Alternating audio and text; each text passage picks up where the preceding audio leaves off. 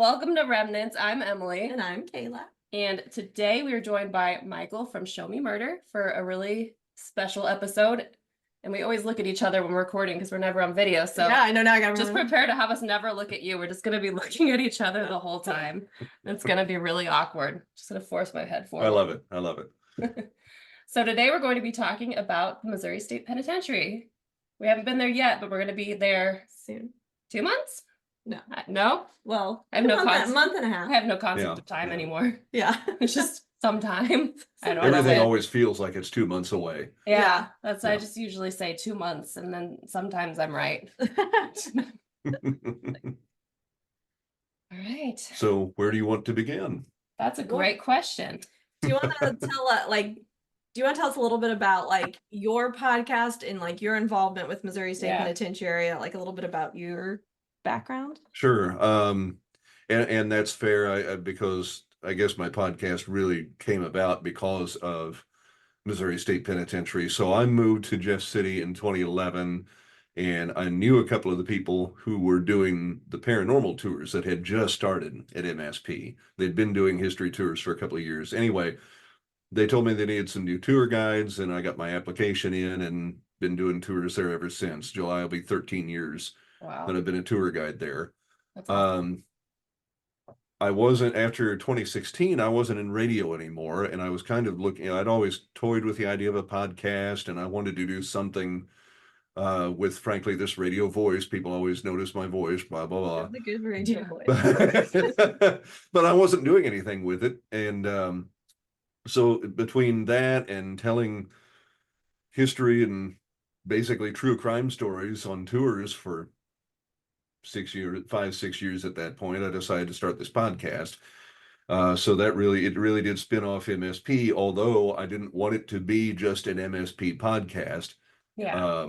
But most of my episodes have some tie to the prison, whether I want them to or not. Right. So it kind of missed is. that with how many people went there. Yeah. Well, yeah, I mean, you couldn't really commit, for many years, you couldn't commit a crime in Missouri without winding up there at some point. Yeah, I mean, we've talked about it a couple times on different episodes, there's a tie to I know, Missouri State when we go investigate, we'll just... Well, and talk I told you two this. I think both of you saw this message, but I was listening to your podcast when I was walking one day last summer.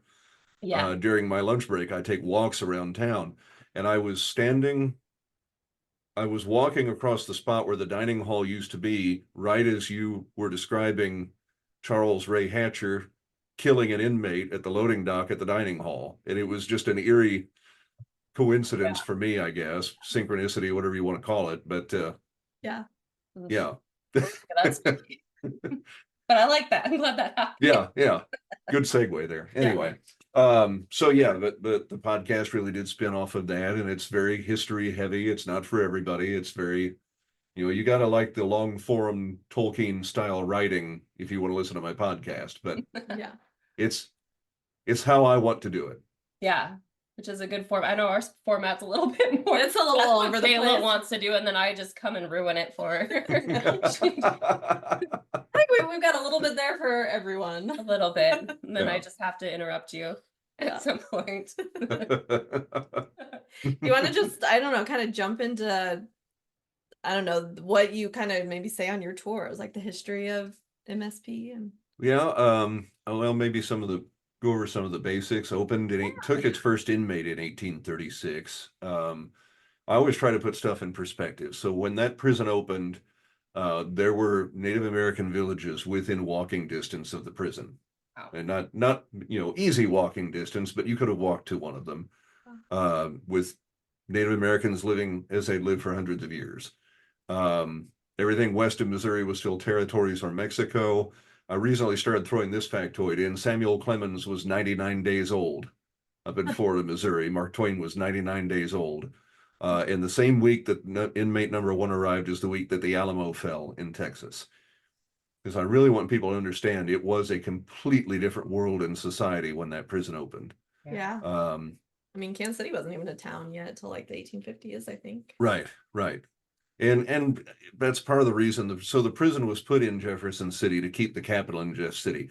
The governor and the lawmakers had created Jefferson City to be the state capital they wanted a central location in the state.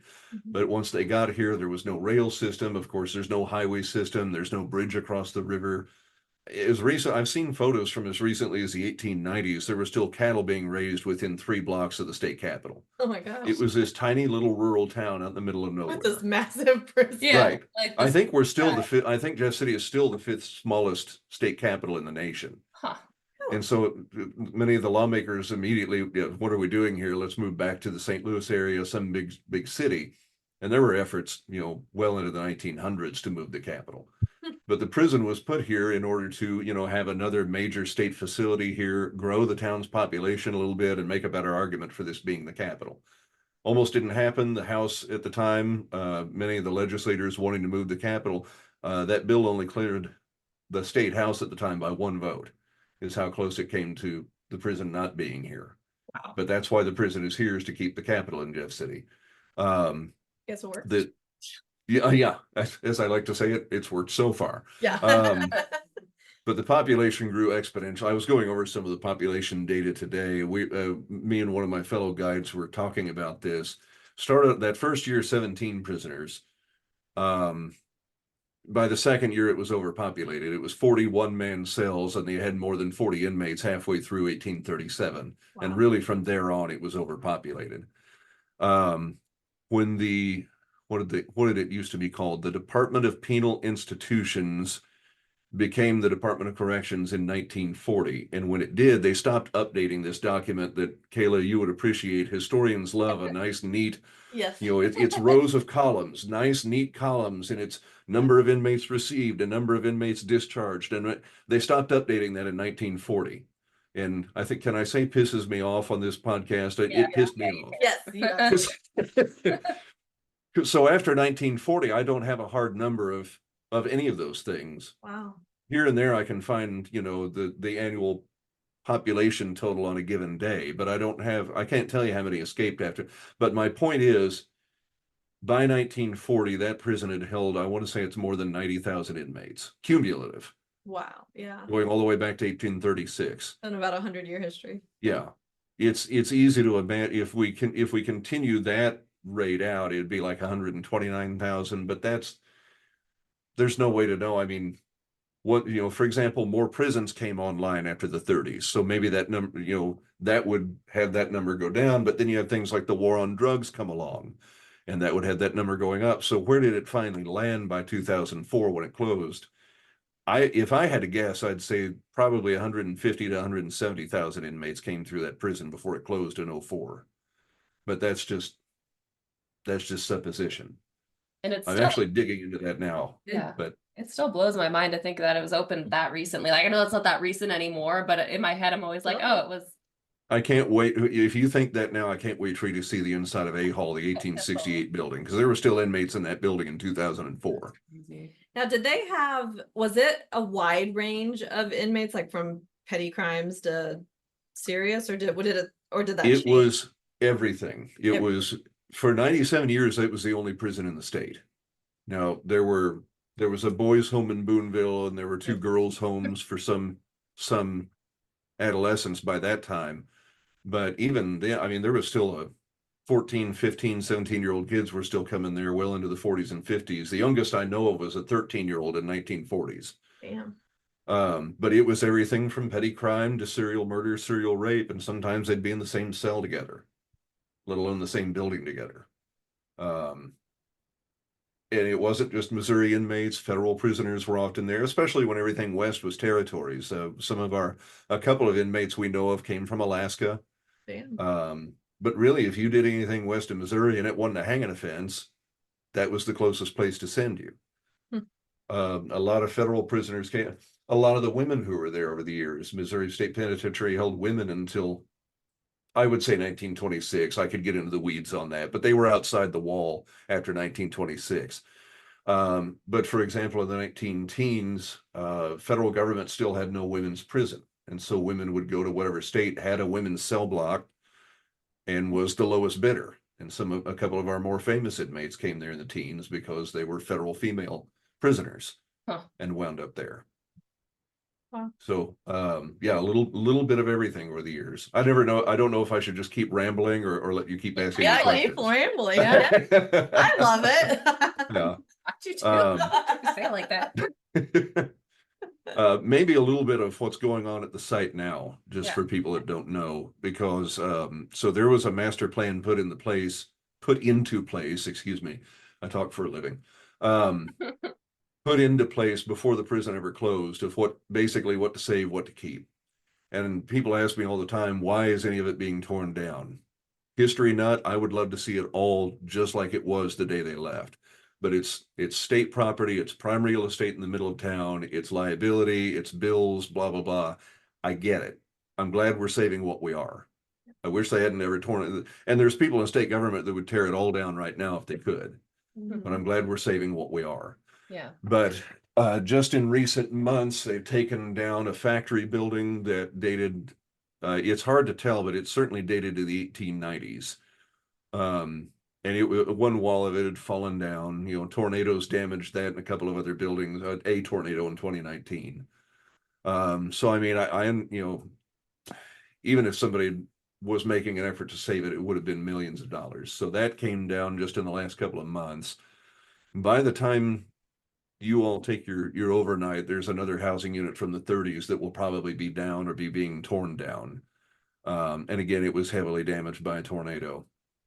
The 4 buildings that we see on the tours will be saved. That's the long-term plan right now. And so that's a 1905 building, housing unit 1, a 1914 to 16 building that is housing unit 3, McClung Hall. A Hall is the 1868 building, 4 house. That one's expected to be saved, and the gas chamber. And the gas chamber, there have been plans over the years, and I don't know where they've landed on this, to move the gas chamber because it's not far, right? without being able to show you a map or show our viewers a picture. Suffice to say, it's down the hill on the back of the property, and it's a significant distance away from the other buildings, the other cell blocks, which was by design. Sure. Yeah. But as other parts of the property being reclaimed, there's a plan to potentially move that up to a site closer to the cell blocks. So contextually, historically, taking it out of context, yeah, that sends up flags for me, but if it's that or lose it altogether, and it probably makes more sense than, there may be fast food joints down there someday, which I guess most people don't want to eat at the No. Taco Bell next to the gas chamber.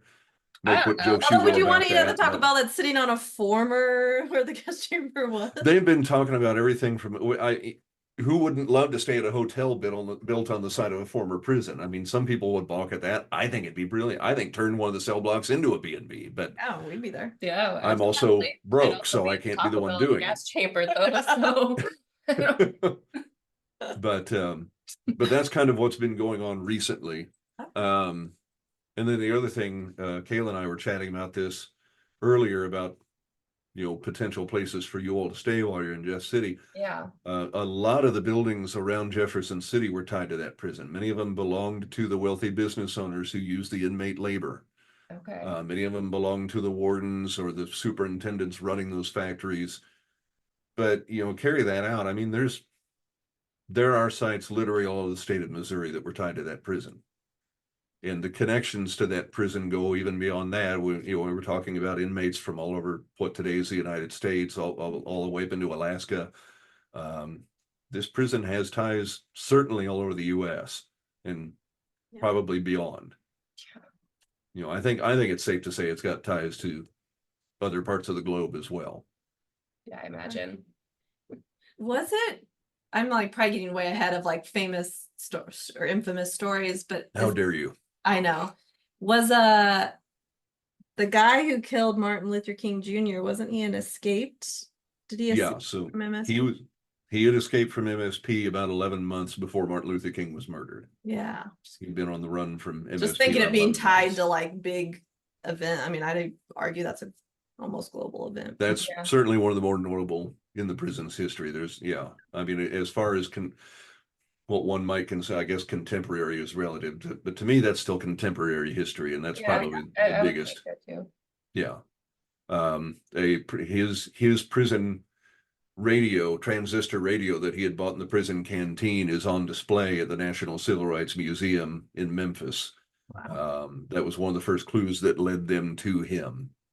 And it's on display if you go down there. I did not, I toured that 2 summers ago, did not expect to see that radio. Yeah. With all the things that are there, I mean, they had the bullet that killed Martin Luther King, the rifle that and the whole museum is powerful in and of itself. But then that was almost kind of a personal Yeah. kick in the gut for You had a me with what I connection. do all summer long. So, Yeah. but yeah, that's one tie to national history right there. Yep. Again, I don't know if I should go on and on. I don't I want mean, to yeah, type. I mean, I guess I mean, we could talk about other Sure. notable Yeah. stories. I mean, Yeah, I know like- like Frank James was there, right? And Yeah. I don't know. I'm sure there's Briefly. a lot of Yeah. serial Actually, killers. What's- I don't think he was. Is that one of those were we talking about this before we start recording? There's Like misinformation out there? there is a lot, and I'm about 75% sure he wasn't. I Okay. know that I can tell you for certain that there's an article. I'm trying to think where I've seen it because I thought it was legit the first time I saw it, but turns out it's a fictional account of him being an MSP and he's having an interaction with another guy. Excuse me, another guy. But I can't remember now where I saw it or what the context was. But I can tell you that story is fiction. Okay. I'm inclined to say he never actually did time in MSP, but now I'm not. As I say it, I'm not certain of that. Yeah, that's all But right. I do know there's a fictional account of him being there. Yeah. I feel like but I saw that's Jesse James. Yeah, and then the house, governor yeah. released him, but Right. Yeah. Yeah. I don't know how true. I know Jesse James was never there, but Frank Yeah. James. Now I suddenly want to look that up. Yeah. But he's maybe a good example of the time frame because we talk about James Earl Ray, we talk about Pretty Boy Floyd, we talk about Sonny Liston, but there are a lot of people who were there 1800s who today nobody remembers, but they were famous in their day. Mhm. John Reno, the Reno gang was credited with the first train robbery in the United States. If you look chronologically, it wasn't the first, but it was up there. It was close. But his gang was credited with the first train robbery. He was in MSP for many years. There's an example of somebody who was famous in their day. I'm trying to think of some other example. The women who I mentioned who were there in the 19 teens, there ought to be a book and a movie about Kate Richards O'Hare. Kate Richards O'Hare went from being a prisoner at MSP to being the assistant director of the California penal system later in life. Wow. She started out as a socialist, and she was sent to MSP for what today would be freedom of speech. She was speaking out against the war effort in World War I, which then was a violation of the Sedition Act. Because of what she saw in MSP, she started focusing more and more on prison reform after her time there and became an activist more and more, but less about socialism, although she was still passionate about it, and more about prison reform. And she went on to be a director in the California prison system, largely because of what she experienced while she was in MSP. That's amazing. If there's, Especially for the I think there'll be, I Yeah. really do think there should be a movie about her, but today nobody knows who the heck she is. Yeah. You Yeah, know, I hadn't heard of her, but I hadn't either. I want to look up more about her now. I know. Yeah. And then of course there's the shall we say more infamous inmates like Charles Ray Hatcher, Mhm. who we talked about. You all did an episode, didn't you, on Bob Yeah. Berdella? Yeah, He we died at MSP. Bob Berdella, you asked before about the caliber of inmates who was there. The section Bob Berdella was in, it was, let's see, that was 91. So I think it's still fair to say that was general population. You know, Bob Berdella he was convicted of 6 murders, right? But Yeah. he was in general population at MSP. Wow. So a fair example of how, again, you were just kind of thrown in there sometimes with other inmates who were far more or far less violent than you were. I can't A imagine. lot, when people describe prisons as a college for criminals, I mean, MSP's, I don't think there's a better example than that. Well, there are a lot of inmates that came back, like they got released, Yeah, I don't have the numbers memorized off the top of my head, but there's nowhere else to go and they commit crime. Well, and some guys don't, once they get out in public, they don't know how to survive if they've been in there even, in those days, even 5-10 years.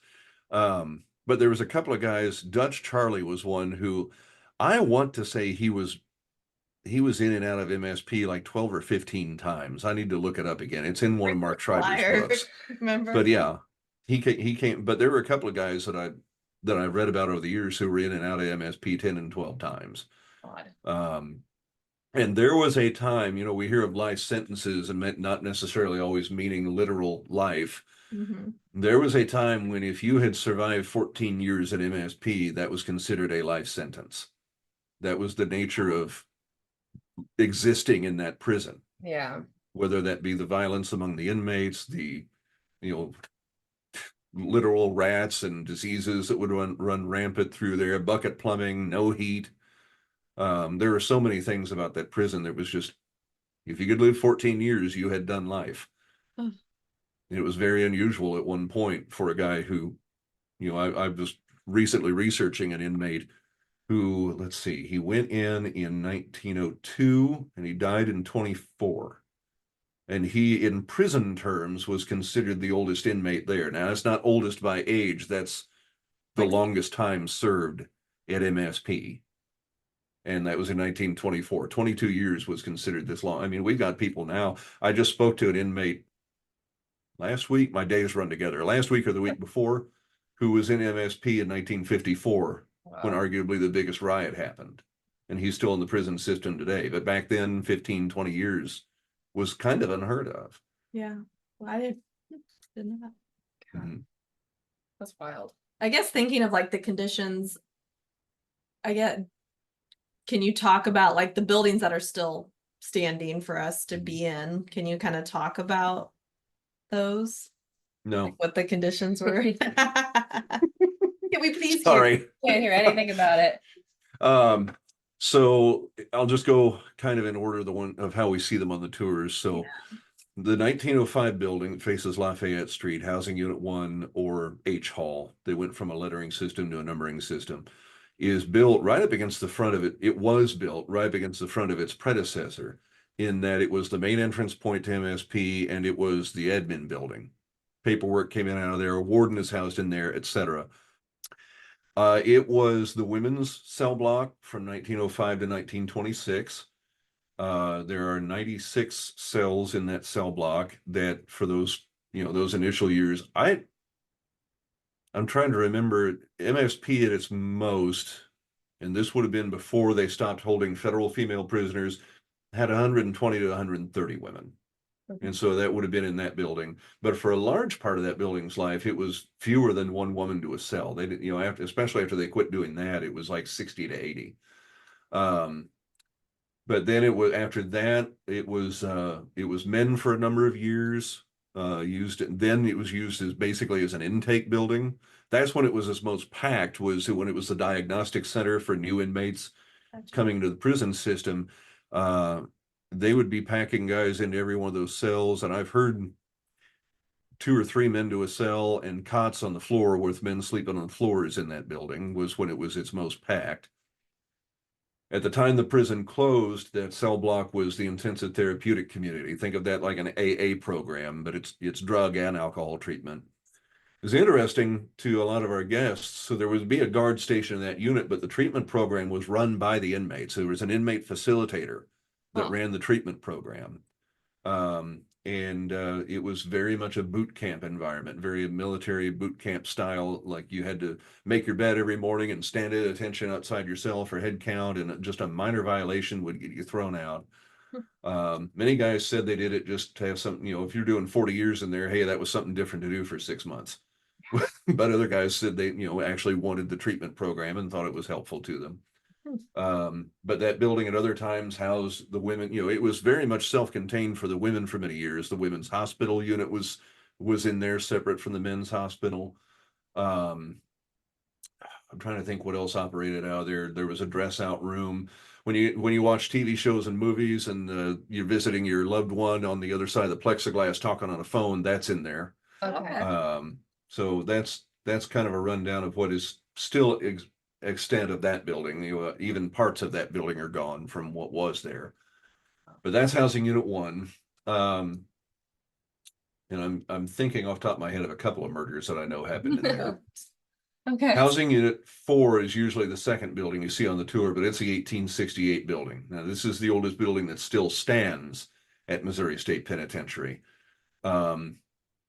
That building, have you been to Eastern State? Or I'm sure you're familiar with Eastern State I know of Penitentiary. it, but Yeah. yeah. I haven't been there. Eastern State and Housing Unit 4, it's so this is where you walk down the middle of the building and the cells are on the outside, as opposed to the other buildings. You're going to see that the cell block runs down the middle of the building. Okay. Need a lot fewer guards for line of sight.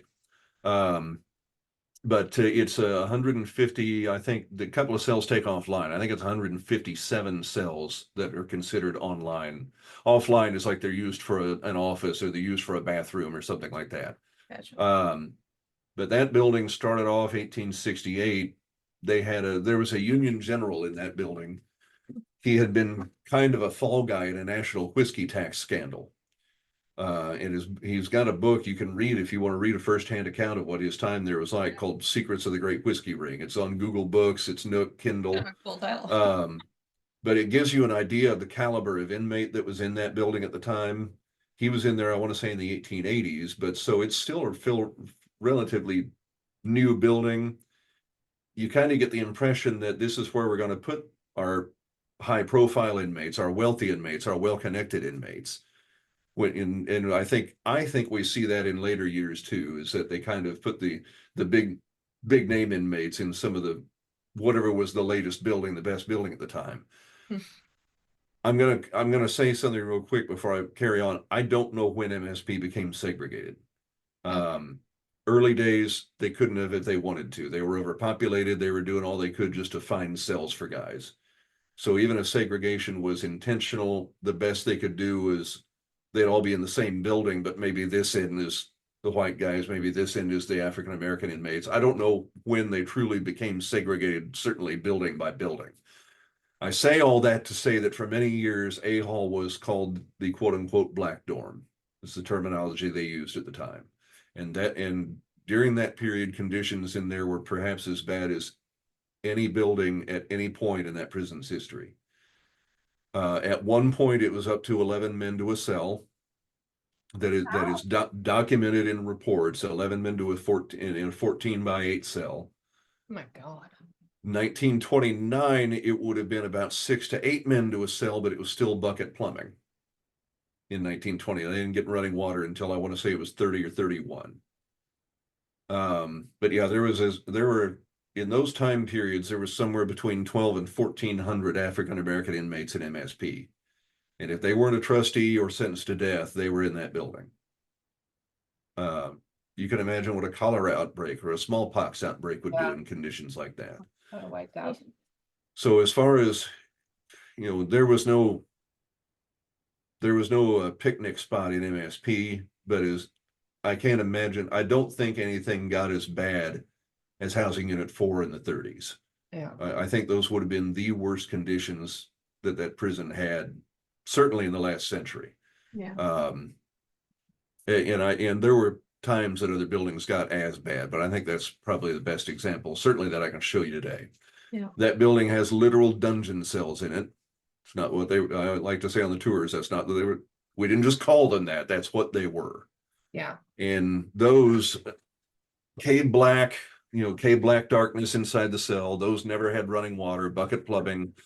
They would feed the inmates inside the cells once a day, one piece of bread and a cup of teacup of water in one example that we know of in another building. In that, what we've been told is there was a bucket for clean water that was just there, along with a bucket for plumbing, separate bucket for plumbing. And then they would slide cornbread through a slot in the door once a day, one piece per man, assuming your guard is even counting.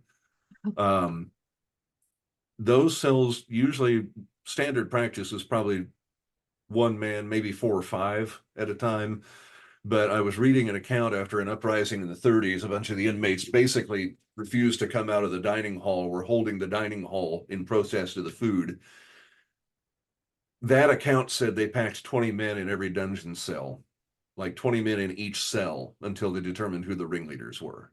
And that may have only been for a week or a couple of weeks at the most, but that's 20 men packed into an a cell. hour in the Right. Yeah. But that's housing unit 4. Housing unit 3 was built in the 19 teens in sections. And it housed, think of gangster period. Well, we saw a lot of, Pretty Boy Floyd did time in that building. Yeah. His alleged accomplice, by the way, was in the Kansas City massacre, was executed in the gas chamber.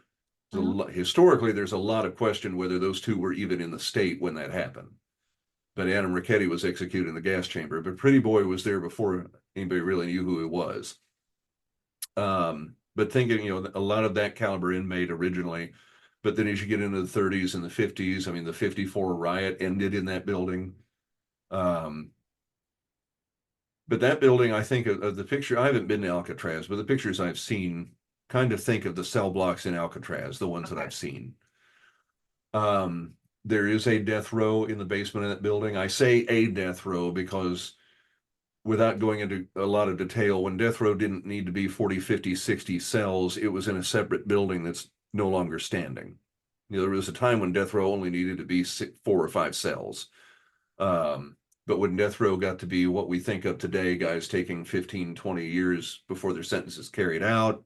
Yeah. And I want to say the number was right at 60 that were moved out of that prison when they moved death row to Potosi in 1989. So that's, the death row that's still there, shall we say. Yeah. And then below that, the unit below death row on one wing of 3 House is interesting. A couple of us among the historians of that prison, we think that unit might date back to a building from the 1840s. We think that when they tore that building down and built the new B Hall, which McClung Hall is B and C Hall, or 3A and 3B, depending on which time frame. I tend to think of the terms from the 30s and the 50s, so B Hall, C Hall. But when they tore down the old B Hall, that they left that part of that old building and then built the new McClung, new 19 teens, McClung Hall on top of it. I mean, that would make a lot of sense So to use the some of the brickwork down there and some of the cells may actually be from like the 1840s. I don't know how we would ever verify that. Yeah. I can say this, those cells down, the cells in that particular unit, it wasn't until like the 1980s that they knocked out the dividing wall to make 2 cells into one, because those were what I call the second generation cells in MSP. They went from those 14x8 ones like A Hall had later on in the 60s. Well, they started off with cells that size in the 1830s, and because they couldn't keep up with the inmate population, they started making the cells smaller so they could fit more in the same amount of space. That's what the cells in 3D below death row used to be, where these narrow cells. I couldn't even put my arms halfway out in that cell. It's like, I want to say it's 4 foot across. They used to all be that way until the 80s, and that was used as a punishment unit. They called it O Hall informally. But one of the cells down there is still the original dimensions, because when they did knock out the dividing wall and the others, it was the odd one out. So I'll be able to show you what those narrow cells used to be. Assuming we could have, there's another unit, I almost forgot about this. There's formerly buried cells right behind that building. The reason we might not be able to get access to them is they're between that building and housing unit 2, which is the one that I expect to come down maybe before you all are here. But that building is in such bad shape, the state who still owns the property is worried it might collapse while we've got tour guests back there. So I don't know if I can take you to them, but they were from a building called Centennial Hall, built in the 1870s. And they are those narrow cells like what I was talking about. But they were buried for, well, let's see, Centennial Hall, I think I finally narrowed it down that it was torn down by 1923. And those cells were first dug up in the 80s when they went to make rec yards for the death row inmates. They found them, nobody had remembered they were there, found them, buried them again. And then about 3 years ago, the Visitors Bureau, who I work for, had them dug back up to be added to our tours. Okay. So those are 1870s cells that are down there. But that's basically exposed outside. But hopefully I can take you to those. Yeah. And then, of course, the gas chamber. I'm a hit at parties talking about the gas chamber. But it was built in 1937, 40 executions done there. I'm not sure how many more were scheduled, but the guy got a reprieve, got a commutation. There were other execution, other death sentences in that time, and I don't think it's many. But the reason I bring those up is I don't know how many times somebody got walked to that building before they got a last minute stay and weren't brought back up. Now, if you're Oh, like that's me, always true. yeah, if you're like me and you think somebody doesn't have to die in a place to leave an impression, I mean, I wonder how many of those guys left some kind of imprint on that limestone. Absolutely. Personally, I know of one guy who he was said to have the mental capacity of a 9-year-old, sentenced to death, and the warden or the governor did stay his execution 7 times before they finally carried it out on the 8th time. And I don't know how many of those times he got a reprieve. Was it a last minute reprieve? Like how many times was he walked to that building thinking he is going to die? I always wonder about that, but certainly 40 executions carried out, 39 lethal gas, 1 lethal injection. And just real quick, so that building replaced hanging in the 1930s. Hanging used to be the form of execution prior to 1937, and those used to be done county by county. I know there were some.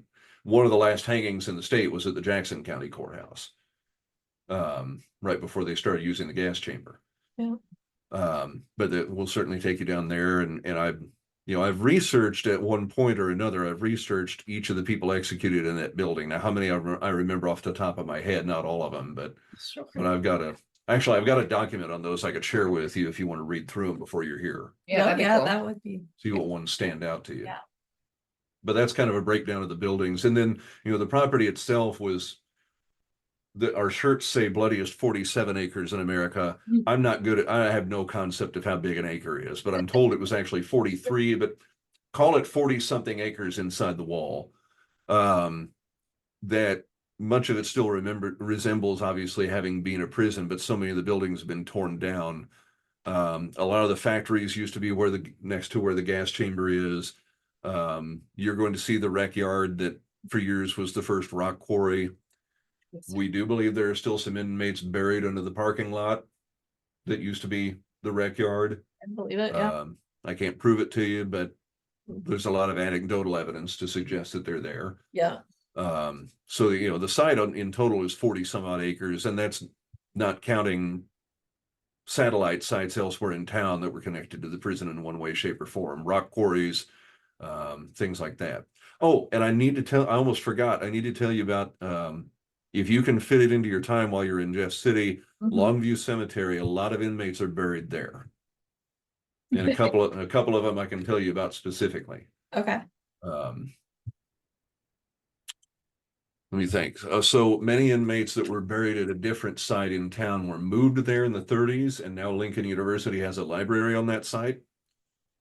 But there's a lot of them who were moved at that time, and their graves aren't marked. I can tell you where they are because of a plat of that cemetery, but there's no marker. The state was still burying inmates there into I want to say the early 2000s, but certainly into the 90s. If they died in state custody and weren't claimed by somebody, many of them wound up there. I think that Charles Ray Hatcher is actually buried there.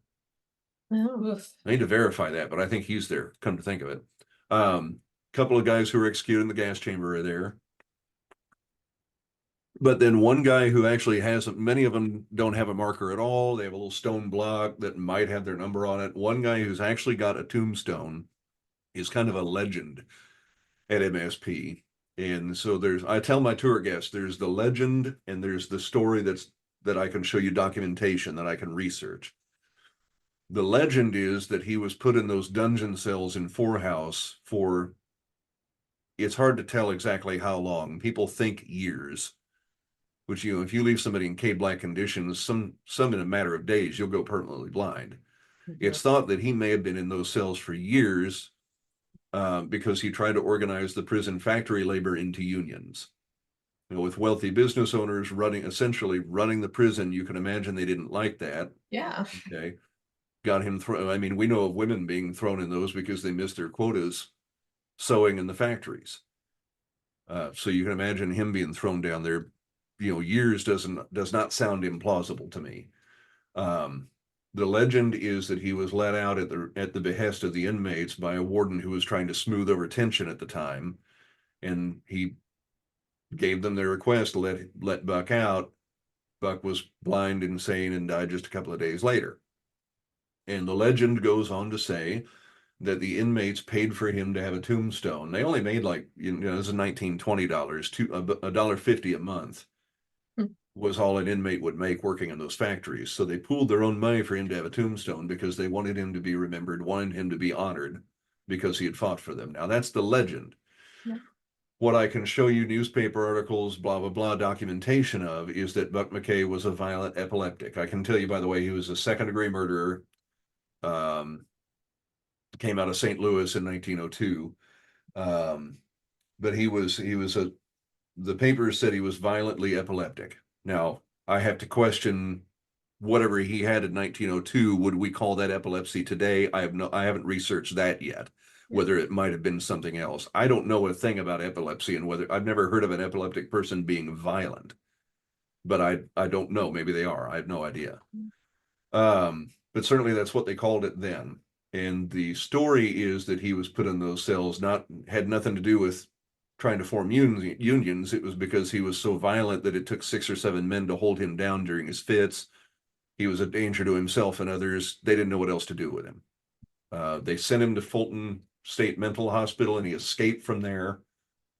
1922, he got a early release, got a early pardon, and was sent to his family in Kansas, allegedly threatened to kill his mom with an axe, and they revoked his parole and sent him back. And again, it's unclear how he may have spent those last 2 years of his life in a dungeon cell, if only because they didn't know what else to do with him.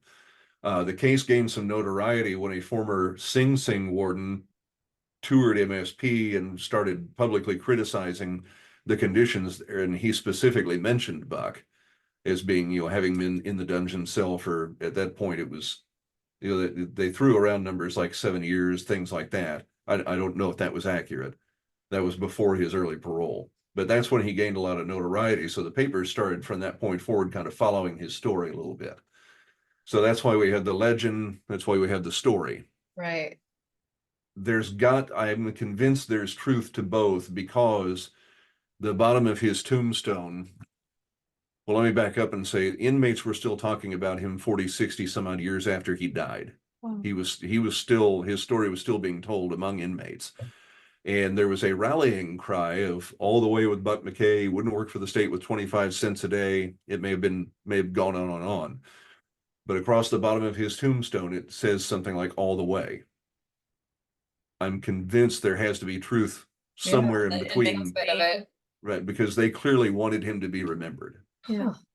So how much of the legend, how much of the story, but I'm convinced there's some truth to both. Yeah. But Buck McKay is buried in that cemetery and he has an actual tombstone. Yeah, So we if you should guys want to go there. Oh yeah. Yeah. For sure. And I can either take you out there or I can tell you how to get there or where to find things, either way. Cool. We always have time for Yeah. cemetery. Yeah, we always have time. You've mentioned the 54 riot. So what happened with that? So the 54, and I'm researching it now for an episode I hope to have out later. Well, you can just get the basics to us then. No, that's fine. But because the 70th anniversary of that riot is coming up in September, I'm hoping to have this new episode ready for that. It's going to focus on a murder that happened during that riot, and there's a lot of doubt about whether the right people were ever prosecuted for that murder. But the riots, there have been a number of big prison riots elsewhere in the country already in the 50s. It suddenly escapes me where, but certainly the governor at the time and other state officials, the warden, they already had kind of a heightened sense of alert that we could have this happen here. And they actually, I kind of remember that they actually started putting contingency plans in place. One of those I'll touch on here in a moment. But the 54 riot is probably and certainly arguably the biggest the prison ever had. Depends on how you define riot, dollar amount, damage, whatever, number of inmates, but probably the biggest in both regards, certainly the best documented riot. And I can't, so come to find out over the years, I'd heard both that this guy, Don DeLapp, had lured guards to his cell and then knocked one of them out. And I had heard that he played sick. Well, come to find out, both are true, because in August of that year, DeLapp did play sick, lured the guard over, overpowered him, turned everybody in the punishment hall unit that he was in loose. Hello, Kitty. I have to talk to your cats. I'm sorry. They love it. And they basically held the punishment unit for an amount of time until prison staff said they would, acquiesce to some of their requests. They were upset about the food and some of the other conditions. A lot of the parole board members were former highway patrolmen, former law enforcement. They didn't like that. And so that, they were basically airing their grievances, and they were told, okay, we'll answer some of your grievances. And they released control of this unit. September rolls around, their grievances still haven't been answered. This is when he'd broken a sink in his cell, got the bedding and everything wet. And when the guard comes to, it was either retrieve a mop or something to do with that, he again overpowers the guard, takes the keys. This time he doesn't stop with that unit. About 3,900 inmates at MSP in 1954. It's thought that about half of them participated in the riot. Some guys don't want to get hurt or killed. Some guys don't want time out of their sentence. I don't know how I would ever verify this. I will say it's plausible, but it's often said that no African-American inmates participated in that riot. Now, I struggle to believe that just because I don't like blanket statements. Yeah.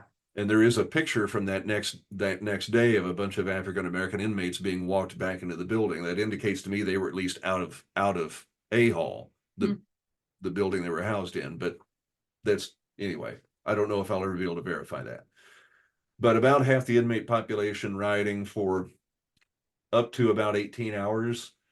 In today's dollars, it was more than $55 million worth of damage done. Wow. Fires that could be seen in adjacent counties, and I don't mean the smoke, I mean the flame, could be seen in adjacent counties that night. So it's very likely the biggest riot that prison ever had. Not the only one by a long shot, but arguably the biggest. Here's where I think, if my memory serves, this is where I think they had, because of the other riots elsewhere in the country, I think they had already started creating contingency plan. I mean, I'm sure there's always a contingency plan, but I think they tweaked them a little bit leading up to this. But one of the first things they did was call in every highway patrolman in the state of Missouri. Every single trooper was called to Jeff City that night. Wow. Some of them literally burned out the engines in their cars getting here as fast as they could. And those troopers were the ones who essentially retook the prison the next day. Now, National Guard got called in. I think Kansas City and St. Louis both sent police and detectives in, but none of those entities, to my knowledge, entered the prison until it was already back under state control. So it was, I like to say it was troopers who retook the prison before these other agencies kind of came in and helped maintain control. They set up a 50 caliber machine gun on the roof of one of the buildings. In a couple of the photos, you can see that both at that riot and one in the 30s. They set up a 50 caliber machine gun on the captain, on the top of the yard master's office. 4 inmates killed, and that's counting the one I told you was murdered. 60 or 70 injured, some of them by gunfire from the troopers, some of them just, fighting amongst themselves, whatnot. But that's kind of the Reader's Digest version of the 54 riot. I mean, I could go on and on, of course. And I don't mind telling you more. I mean, the murder story, I haven't even finished researching it yet, but it will be the focus of the podcast episode I'm going to release in September. But the broad strokes are, we'll plug your episode for well, that's all right. if people want to know more. Being cross promotion, I want people to watch, listen to both. But Exactly. but the broad strokes of that are the guy had snitched on a number of other gang members out of St. Louis. And that's where a lot of the question comes in about the guilt of the people convicted of his murder, because guys he had snitched on who were in MSP at the time of the riot were not investigated for his murder. Be the first people I talked to. Now, my research may tell me different, but as far as I know, they weren't even questioned about his murder. But he was killed down in death row. where he had been put for safekeeping. He wasn't sentenced to death. That was just the safest unit in the prison under normal circumstances. Yeah. But that was one of the murders, or one of the deaths that happened in that riot. One when we know was shot by authorities retaking the prison. That essentially, that kind of signaled the end of the riot. Really, he was shot in the face with a shotgun in Three House while they were sweeping the building. Yeah. The other two appeared to have been killed during the course of the riot. It may have happened at a point where a bunch of inmates surged forward trying to get into the control room or the yardmaster's office, and troopers and guards who were armed opened fire. And Yep. probably when those other two were killed. Yeah. But that's just kind of the Cliff Notes version. Yes. Do you want to move into like the paranormal side so of I it? guess So I mean, I guess for like a like a pretty sharp segue. Yeah, so starting let me ask you this before I start Yeah. talking. I don't know, and I'm one who, when I go into a location, I like to be as clean a slate as possible. So you how debate. many stories do you want to do you want details? Do you want to kind of guide me on how much you want me to talk before I spoil anything for That's you? a good point. I know Emily has debated how much she wants. You've talked about that before. Yeah, I do think clean slate is pretty good overall. Like I prefer like not knowing what to expect in some way, because then if it happens, it's a little bit more genuine versus convincing yourself. What about instead of like specific stories, like the activity? Or do you want like totally clean slate? Like you don't want to know like this cell block, a lot of people catch screaming, or you want to be totally blank. Maybe just like not even down to location, just very general, like this is some of the stuff people have mentioned, because we've both heard it at some point or another. Just like the general overview of some of the stuff that happens without going into like specifically this was what happens here. And then maybe like what your overall opinion on all of it is. Just kind of, I like hearing what different people think about the paranormal and kind of where they stand on it. Then maybe after we investigate, maybe we can do like a debrief after episode with those specifics. Like, about any of that. Yeah. Or we'll be like, oh my God, that's exactly what I want to know. But like what happened. I definitely prefer places when I don't know what to expect. I don't think we've ever gone anywhere where we don't know the story. So this would be a good experiment. So anyways. You should be careful what you read and watch online then. Yeah. Because there's a lot of it out there. I mean, people have been investigating it for. I know. Well, I don't know if it's still out there, but the old hospital before it was torn down, there's videotapes of people going through that. Now, I don't know how they got access, if they broke in or if they just knew the right person, but I envy people who got to investigate the old prison hospital before it was torn down. That had to have been amazing. But I mean, that goes back to probably prison closed in 2004. That might have been 2004 or 2005. It's been investigated for a long time, is my point. Yeah. So there's a lot out there. But so do you want me to talk about any of it then, or maybe just like very, very general like overview of kind of the basic activity? Because I know we've seen enough to kind of have a good idea of that, but like without going into just like specifics, or like maybe how much of it do you think is intelligent spirits or like just residual? Or is that still too much for you? That's fine. Yeah. So my perception of intelligent versus residual, I think most of what I've encountered there almost has to be intelligent. There are some things that could have just by mere coincidence, this seems like a direct response, this seems like a communication, but it would have to have been some hellacious timing for a residual, so I think there are a couple of things that have been described over the years that I think are more than likely residual, but I think the majority of what I've ever heard described is intelligent. There's one thing I want to tell you, but I don't know if it's too specific. I don't know if I should leave that off the table. Okay, Emily, leave the room. No, just sit there and la la la la la la la la. Not even your noise canceling headphones. I can have them. I can hear it. It's fine. Well, we'll have this one thing. Yeah, I can. Well, I'm not sure if you'd consider this too specific. There's a lot of reports, if only in the last couple of years, of what I've been calling a mimic. Whether it's mimicking a voice, whether it's mimicking an appearance. Somebody will say, "Hey, I just saw you over here in this building." Well, no, I was over there. Or, you know, I, somebody isn't even on the site when someone will think they saw them, or somebody will see, it's not even limited to guides. People will, one of the guests on the tour are on a ghost hunt. It's appeared as one of them. I believe, and one of my fellow guides might not agree with this, but I believe it appeared as Mark Schreiber at one point, who I've referenced a couple of times in a photograph. It's mimicked my voice on 2 occasions that I know of.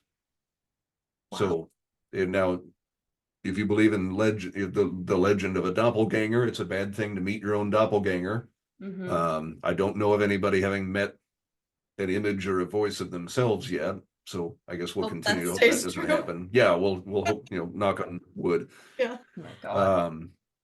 But I really, in terms of what I think are, ghosts, spirits, things like that, I think it really runs the gamut. And anything I can think of. I will say, without calling out a certain other media personality by name, I don't believe anything there is demonic, no matter how much that might be touted. Personally, I've never felt threatened by anything. And I don't say this as a brag. I've never been scared by anything. The way I quantify that is I'm terrified to get on a roller coaster. I'm terrified of heights. Okay. This is my adrenaline rush. I want to see something. I want something to pull my hair. I want something to. So nothing has ever frightened me. There's been a couple of jump scare moments, but I've never like feared for my life kind of scare. Okay. But that's been my experience, and I think most people would agree with you. Now, one of my fellow guides has recently, she wants to start getting away from the ghost stuff, the paranormal stuff. She took a few things as maybe personally, she took them as threatening, but certainly personally speaking to her in a way that she was uncomfortable with. So I know I'm. Do women have different experiences Yeah, than 'cause we men? hear that a lot.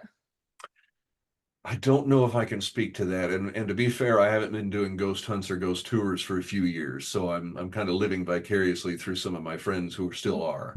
I've tagged along on a number, but I can't say that I've noticed a distinction Okay. between men and women, but it wouldn't surprise me if there's one that I'm missing. It's funny that, we talk about hair being pulled, and you might think in a prison that certainly was mostly men for 168 years, but that's one of their favorite things to do to me. I've had my hair pulled probably 7 or 8 times.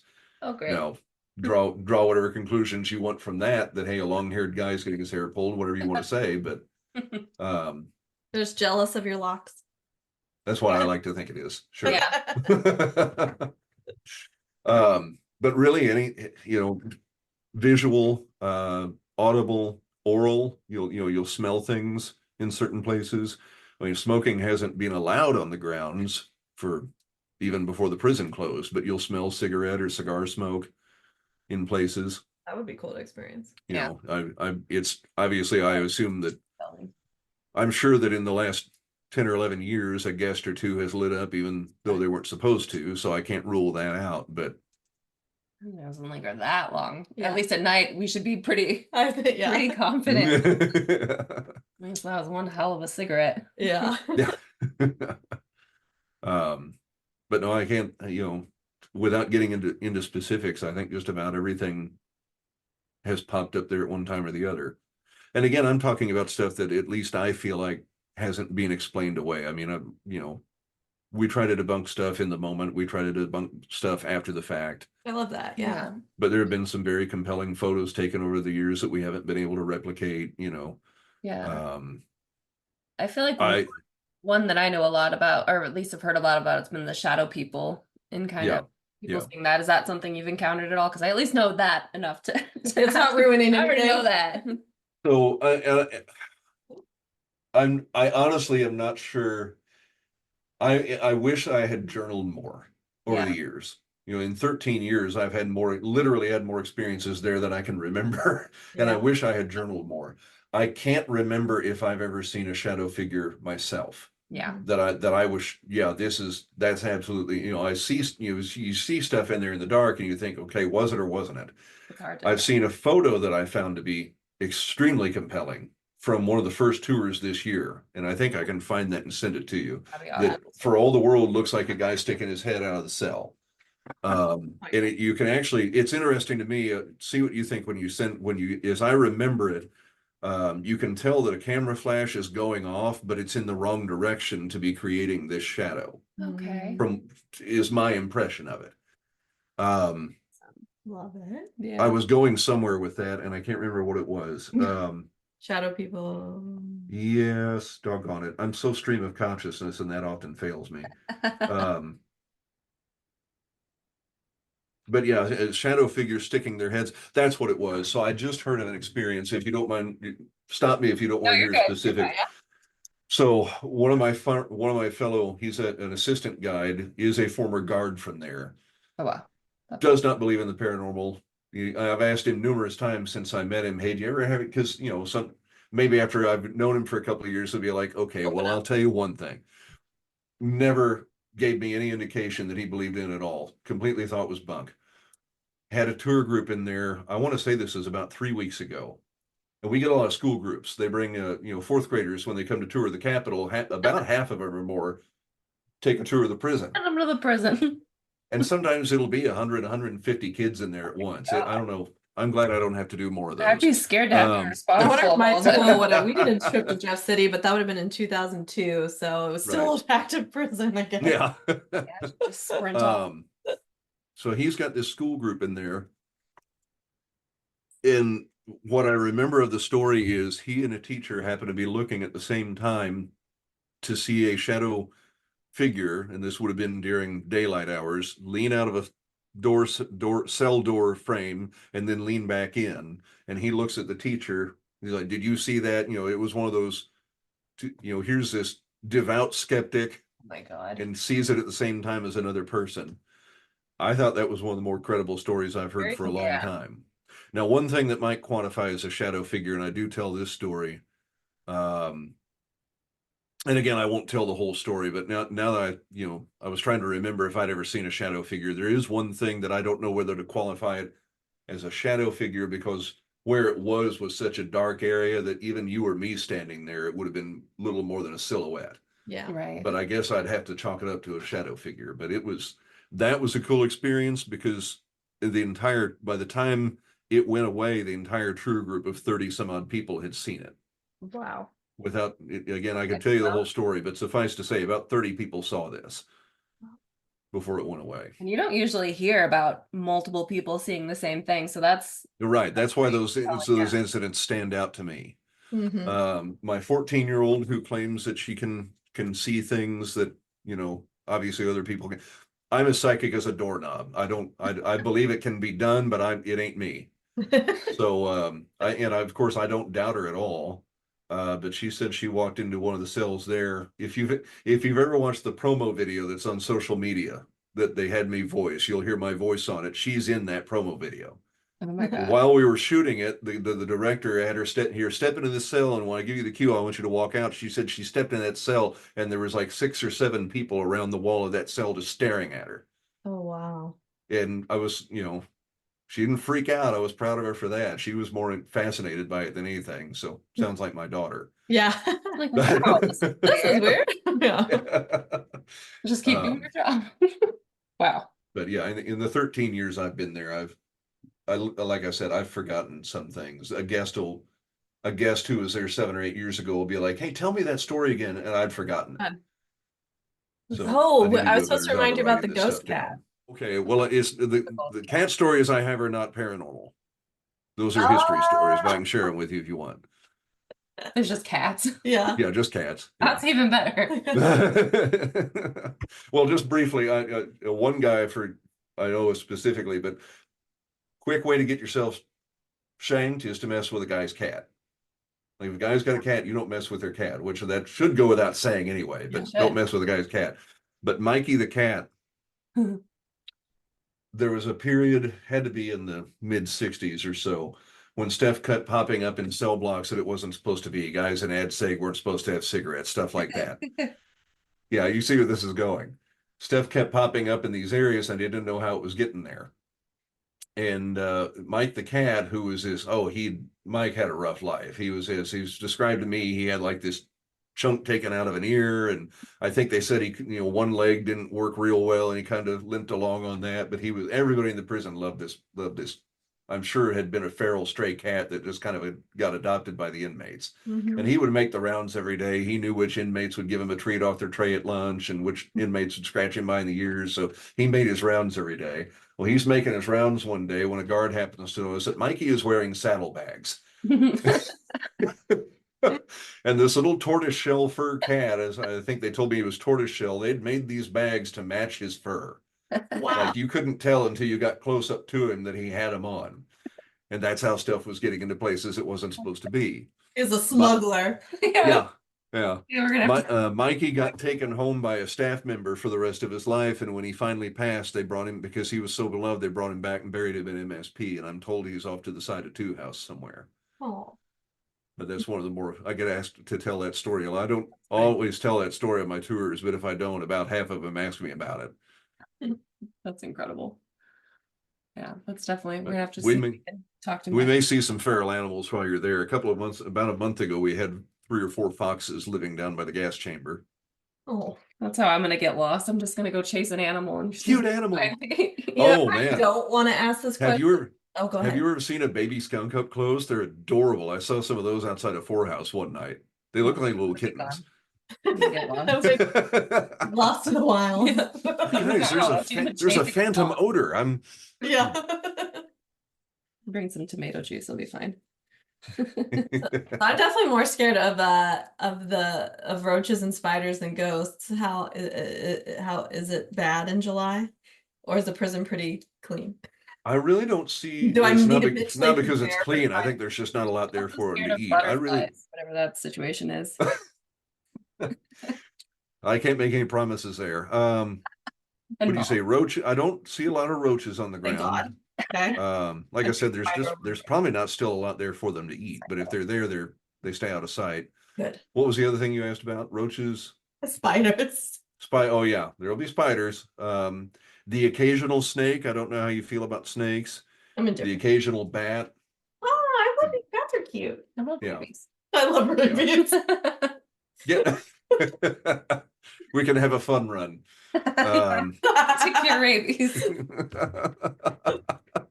But no, we've had a couple of bats in there over the years. The occasional deer has wandered up into the into the upper yard. Probably the safest place in the state of Missouri for a deer is in that prison. Probably. Word got out. Yeah. Like I'm But, trying to think about this place. Okay, my last question that's sort of going to be paranormal related, but since we actually have more questions, but maybe we'll just have to get them on site from you. So since we decided not to have specifics, but we're pretty low tech, but like Man, the shade. I could taste that all the way over Jesus here. Christ. Yeah, I like to go. Well, I will like read the last chapter of a book before I start it. So I also don't like knowing too much because then sometimes I get in my head too much if I'm expecting a specific thing. So I just rather not know. And then I'll just go there and be like, oh, I don't need to know that there's something crawling on the ceiling in this room. I have no idea. If I see it, I just it's don't like surprise. knowing too much in general. It's like a life. Ignorance is bliss. Envy the stupid. They're so happy. yeah. That's why I'm smiling all the time. Anyway, Okay, we're pretty low tech, but like what's like for capturing evidence, like what do people get the most with? Like a digital recorder and just getting EVPs or taking a lot of photos and trying to get shadows? Like what's I see a lot of shadow photos. If I see another orb photo, I don't know what I will do. I don't know how you all feel about orbs, but not a fan. Yeah. Now I've seen some. I will say this: I've seen some with the naked eye there, like that would stood be, there and now watched that it would float be by. interesting. Yeah. Not That I on cam. Yeah, if you show me on camera, 9 times out of 10, there's Dust. no way to. Yeah, Right. it's just too likely that it could be dust or a bug for me to care. Yep. But Wait, I I have saw it 2 first. occasions I have seen them naked eye. That'd be But yeah, see lots of photos of shadow figures. So yeah, take lots of photos, roll some video. Yeah. I don't know if I'll be able to swing it between now and then. I would love, they make these attachments that turn your cell phone into a FLIR, a thermal camera. I've seen those, but yeah, they're I like would- $100. Oh. Yeah, I'm going to try and get my hands on one of those before July if I can. Yeah. We've done laser grids in there, but I don't think I've ever seen anything conclusive on one of those. I I think like the idea Yeah, of they them, just but I've look never cool, but seen it's, them. it's such a great idea, but yeah, I've never seen it turn up anything. They have a couple of REM pod. The prison staff has a couple of REM pods. Sweet, 'cause we don't have one. But I'm a big fan of the Estes method that you all use. I'm Yeah. a big fan of the certain spirit boxes. Man, a lot of people turn up with those ghost hunting apps on I their hate phones, those. and I just don't know how on No. earth you can put any faith in those. I'm with you. Um, We've been with so many people that just use them constantly. I mean, it almost, if I didn't make it myself, I don't know how on earth you could assume it's anything but a random word generator. Yeah. Or it's listening to you and it knows you're at a Right. prison Yeah. and Yeah. it's gonna say trigger words. What was the other thing? There was another thing I was going to say. Audio is always, of course, I'm a former radio guy. Audio is going to be my big focus anyway. That's our but favorite. That's really, so it sounds like, yeah, Yeah. pretty in Yeah, sync with that that'd be good. stuff. Yeah. And that's always the big test of a ghost hunter, isn't it? Is, how many audio recorders did I bring? Well, now you have to listen to 8 hours of audio that many times, Yeah, we and need to really get pay one attention We to need it. to more. get at least one more, yeah. We need to get at least one more Yeah. digital recorder because we really, Well, have, Really need another camera too. yeah. Yeah. Well, and I've got a couple that I'll bring, and you're welcome to Awesome. double up on mine if you want. So, Cool. Yeah, that's always, I usually have plenty of audio recorders, but, Cool. good. so I don't know what else to recommend do you have a That's proton about- I pack? mean, that's Oh, really yeah. what we use. So yeah, I was just kind of, yeah. Yeah, we get any more, we forget about it. Do you have a proton pack? Do you want? Don't have one of those. We expected to use this guy. We both have one and we never remember to use the EMF detectors. Yeah. But I don't know how much faith I have in them anyways. They just look cool. They just I look just keep cool. it on my desk because it looks fun. Yeah. And you probably know to be careful around your cell phones with those and things like that. Right. And And I think that's, yeah, a lot of it. I think I can tell you where we know the electrical hotspots are. Yeah. That'll be good to know. We'll see Well, what I hope they give you something. There'll be nights when just nothing happens. I mean, housing the old women's shed, I can tell you that place will go months with no activity, and then one night will just be off the rails. Interesting. Yeah. We should Like- look up, is July 22nd like a full moon or something? There's theories on that makes a difference. Which I Oh, think- Or a sure. Yeah, storm. It's there's too all far kinds away of to know if it's theories. gonna storm. I always the people who are there, like, I want to be there at the witching hour, 3 a.m, and I'm always like, okay, well, do ghosts observe daylight savings time, or is it 3? Do they know it's 3 a.m. Central? They keep Like, it very which detailed time zone are we calendar. talking about? I don't know, but Yeah. Yeah, I don't know how much I buy into that per se, but yeah, who knows? who knows? Yeah. Do you ever use music as a trigger? We have. We had, not too much, but we have a couple We times. tried. We were just kind of with a group that was a little bit too loud for it to work. Yeah. We tried like something to trigger it, and it just, so that's something I'd like to do to work up to do that more. We just need The right circumstances. silence. Yeah. Wise. Well, one guy he gained national notoriety, maybe international, but certainly national notoriety while he was an inmate at MSP. And some of his music's on YouTube. Okay. So something we could do. His name is Harry Snodgrass. He was called the King of the Ivories. Oh. And the records that you'll find some recordings of on YouTube were recorded after he was an inmate here, but he Yeah. became famous here. That'd be, yeah, that's a cool. And so sometimes I'll play his music, seeing if that'll stir anything up. Mhm. But just I would encourage you before you're here, think of what music would have been played at Yeah. 168 years of time periods and sprinkle some of it in here and there. And, Yeah. I mean, Are there any other, like, other than music, like any other trigger objects or things you could think of that might be good to kind of? people have tried, of course, a cigarette or a pack of cigarettes, but I don't know that that's I think it's a good idea in a prison. It'd be something I'd tried, but after 13 years, I don't know of anybody ever getting any real results from that. Weirdly, I would have thought at least once or Yeah. twice we'd get one to move. It wouldn't hurt, but But I'm trying to think what else. I don't know if anybody's ever bought that I know of, or I've been there, brought a pack of ramen in. Because especially after they couldn't smoke anymore, ramen became one of the big currencies. I always got that. Yeah, You know? I've got some Yeah. of that on hand. Bring a cat with saddlebags. Hey, you want Yeah, I've got a tortoiseshell. but and try and think of I've never done this, but I always try to think too of what would they miss from home. How many times did they get a piece of mom's cherry pie, or I don't know, whatever it is that they. So I try to think of stuff that maybe they would, Yeah. But again, there's so many different time periods to be covered too. True. Yeah, that might be something to do a little bit of digging in just to find random things. Yeah. Nothing crazy. Yeah. Yeah. Cool. Well, then we can eat it. Yeah. That's the best part. Really piss them off. Yeah. Would you like Really? a bite of this apple pie? Too bad. Yeah, we're just getting into taunting territory, which is not our Yeah. It's not exactly. Here's something I haven't used on an investigation. I read about this. I've started using this on my tours in the last 7 or 8 months. But it's 1925, they finally started teaching the African American inmates to read. But even, not just the African American inmates, I think of how many inmates came there illiterate. Yeah. And it would have been all age groups. I mean, some guys might have showed up there 70 or 80 years old, not knowing how to read yet. And so I've wondered if there's a way I could capitalize on that in terms of some kind of a trigger or trigger object. Yeah. But I mean, that had to be an emotional thing the first time a 70-year-old man can read a letter from home or write one back. Or even 20 or however many, whatever you want to go. But I mean, imagine the first time you can write a letter back home. Yeah. Some of these guys. So I'm trying to think of a way to capitalize on that. Yeah. Interesting. That could be.